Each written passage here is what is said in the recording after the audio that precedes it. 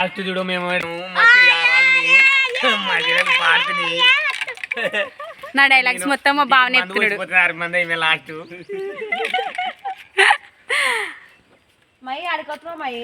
Hello hi. అరే సరిగ్గా చెప్పండి రా, చెప్పేది ఉంటే. మా పిన్ని ఏడుస్తుంది చూడండి మేము పోతున్నందుకు. ఇప్పుడు మా అత్త కూడా ఏడుస్తుంది. మా పిన్ని కంట్లో నీళ్ళు వస్తుంది చూడండి ఎట్లా ఏడుస్తుంది. ఈ పిల్ల మా చెల్లె మా అత్త స్టార్ట్ చేసింది. బాయ్ చెప్తుంది చాలా సాడ్ గా. పైసా అత్త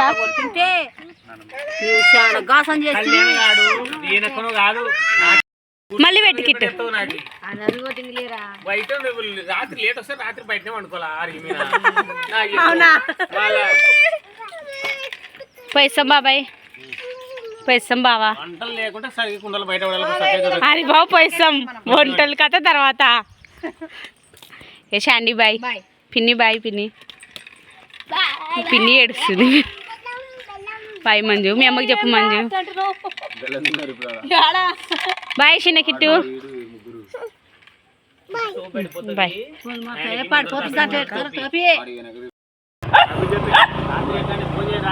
సరే సరే అరే బాబు బాయ్ చచ్చు బాయ్ పిన్ని. ఏ చక్కల పిన్ని మళ్ళీ వస్తాము.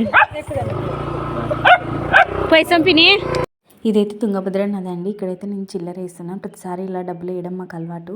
ఇక్కడైతే నేను అత్త వాళ్ళ ఇంటి దగ్గర నుంచి అయితే అమ్మ వాళ్ళ ఇంటి దగ్గరికి వచ్చేసినాను 7కి అట్లా. 7 మళ్ళీ మాకి 10కి ట్రైన్ ఉంది కాబట్టి ఇక్కడ రైల్వే స్టేషన్కి అయితే వచ్చేసినాను. Kurnool railway station. ఇక్కడ మన ఫస్ట్ ట్రైన్ అండి కర్నూలు నుంచి సికింద్రాబాద్కి. మమ్మల్ని ఎక్కడానికి అయితే మా అన్న వచ్చినాడు. మా ట్రైన్ అయితే పట్టేసుకొని ఎక్కేసినాము. మా బావ లగేజ్ మొత్తం లోపల తీసుకొస్తున్నాడు.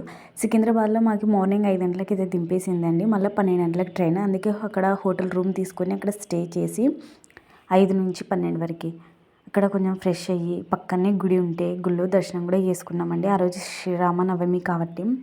ఇదేనండి మేము దిగిన హోటల్ సికింద్రాబాద్లో. ఈ హోటల్ అయితే ఓకే బాగానే ఉన్నది. మాకైతే 1500 అయితే ఛార్జ్ చేసినాడు. ఉదయం 5 నుంచి మధ్యాహ్నం 12 వరకు. ఇదైతే మా సెకండ్ ట్రైన్ అండి. ఇది డురంటో ఎక్స్ప్రెస్.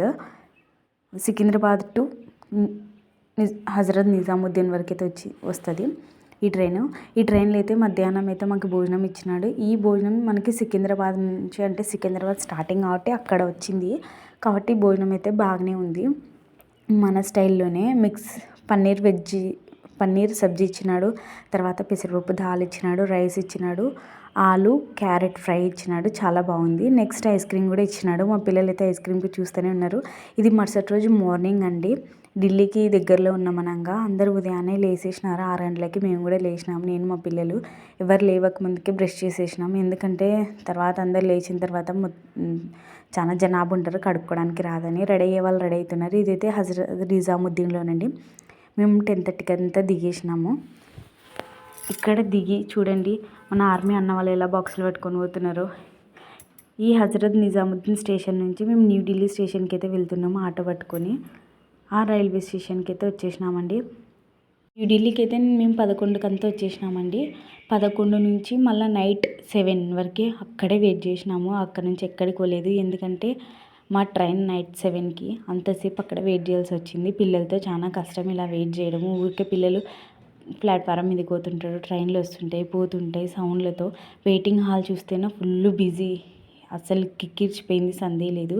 ఇదైతే మన 3rd ట్రైన్ అండి. అంటే లాస్ట్ ట్రైన్ ఎక్కేసినాము. ఇదైతే పఠాన్కోట్లో మమ్మల్ని 2:15కి అయితే దింపేసేసింది. మా పిల్లలు చూడండి పడుకున్నారు. మా బావ అయితే ఇక్కడ వెయిట్ చేస్తున్నాడు. వచ్చేస్తుంది మాది దిగేసేయాలా. మేమైతే లాస్ట్ దిగేసినామండి పంజాబ్లో. 5వ తారీఖు నైట్ నుంచి స్టార్ట్ చేసి 8వ తారీఖు మిడ్నైట్ 2 వరకు అయితే మన జర్నీ సాగింది. ఇక్కడైతే లాస్ట్ దిగేసినాం. దిగేసిన తర్వాత ఆటో పెట్టుకొని కోటర్లోకి అయితే వచ్చేసినాం. మా బావ అయితే డోర్ ఓపెన్ చేస్తున్నాడు. నాకు ముందు నుంచి ఒకటే దిగులండి కోటర్ ఎలా ఉంటుంది ఏం కథ నేను క్లీన్ చేసుకున్నాలని. ఇట్లా ప్రతిసారి ఇదే నాకు బాధ దిగులు.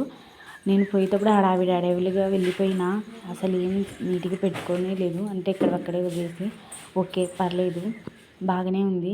వచ్చిన వెంటనే మా బావ వాటర్ తీసుకురావడానికి అయితే వెళ్ళినాడు. ఉదయాన్నే లేచిన వెంటనే తాగాలి కాబట్టి వాటర్ కావాలి కాబట్టి. నెక్స్ట్ వచ్చేసి స్టవ్ చూడండి, ఇక్కడ మట్టి మొత్తం పడింది, పావురాలు మొత్తం గలీజ్ చేసేసినాయి. ఇవన్నీ నేను క్లీన్ చేయాలి ఉదయాన్నే లేచి. సరే మరి ఈ వీడియోని ఇంతవరకు చూసినందుకు ప్రతి ఒక్కరికి చాలా అంటే చాలా ధన్యవాదాలు, థ్యాంక్స్ అండి. ప్లీజ్ అండి ఈ చిన్న వీడియో గురించి నాకు ఒక చిన్న కామెంట్ అయితే పెట్టండి. నచ్చితేనే ఒక చిన్న లైక్ చేయండి, నచ్చితేనే సబ్స్క్రైబ్ చేసుకోండి. Okay bye friends.